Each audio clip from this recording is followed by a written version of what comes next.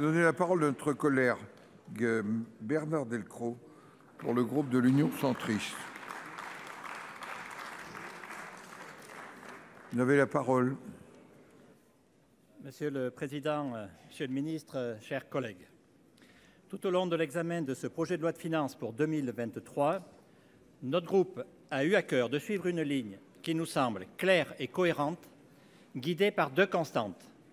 D'une part, veiller à contenir notre déficit et notre endettement, bien sûr en limitant autant que possible les dépenses de l'État, mais aussi en agissant sur le levier des recettes, parce que nous sommes convaincus que nous ne réussirons pas à redresser nos comptes publics sans accroître nos recettes. Deuxième constante, l'équité fiscale, sociale et territoriale. Et l'équité, ce n'est pas l'égalité de traitement. C'est au regard de cette ligne que nous avons défendu la contribution exceptionnelle de solidarité sur les superprofits élargie au-delà du seul secteur de l'énergie, un amendement soutenu par notre collègue Sylvie Vermeillet. Cette mesure aurait permis en premier lieu de compenser pour partie les dépenses exceptionnelles que porte ce budget et que nous soutenons par ailleurs pour protéger les Français, les entreprises, les collectivités face à la hausse des prix, notamment ceux de l'énergie. En second lieu, à un moment où on demande beaucoup aux Français, comment expliquer que les très grandes entreprises, les plus grandes entreprises qui accumulent des profits records, parfois en raison de la crise actuelle, ne contribuent pas davantage à la solidarité nationale, à dépenses exceptionnelles, mesures exceptionnelles. C'est aussi pour ne pas priver l'État de 4 milliards d'euros de recettes cette année et 8 milliards l'année prochaine que nous avons défendu le report de la suppression de la CVAE. Cette suppression ne nous paraît pas opportune au moment où tant de dépenses sont nécessaires pour faire face à la crise et que, de surcroît, les données macroéconomiques sur lesquelles est fondé ce budget sont fragiles au regard des incertitudes qui pèsent sur le contexte européen et mondial. Par ailleurs, nous nous réjouissons que le Sénat nous ait suivis sur la suppression de plusieurs niches fiscales, un sujet cher à notre collègue Michel Canevet, dans un double objectif d'efficacité budgétaire et de justice fiscale.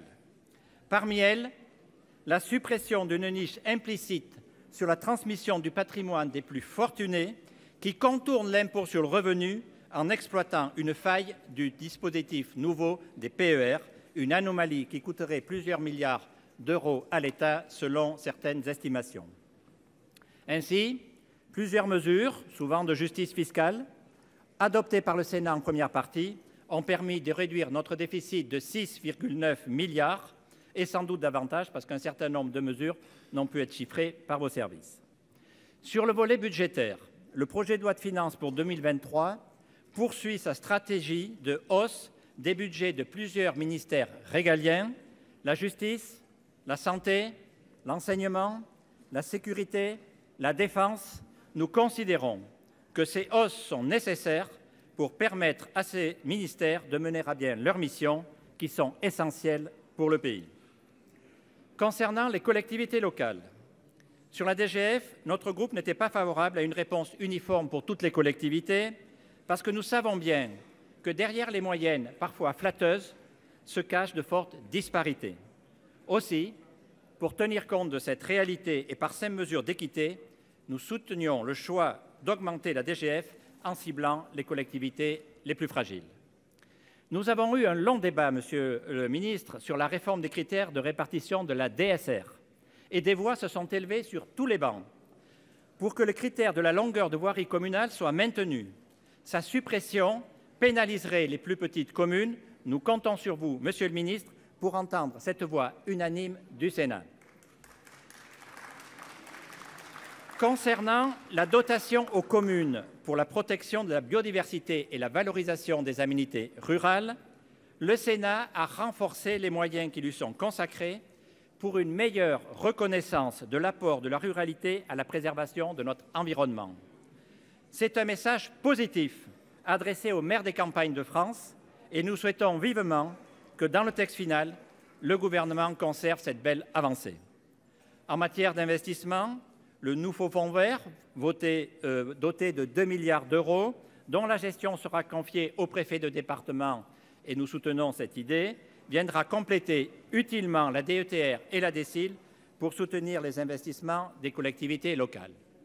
Enfin, le Sénat a adopté la réintégration des dépenses d'aménagement de terrain dans l'éligibilité au FCTVA, une mesure, vous le savez, très attendue des élus locaux. Je veux, pour terminer, évoquer les mesures visant à protéger les collectivités, les ménages et les entreprises face à l'explosion du coût de l'énergie.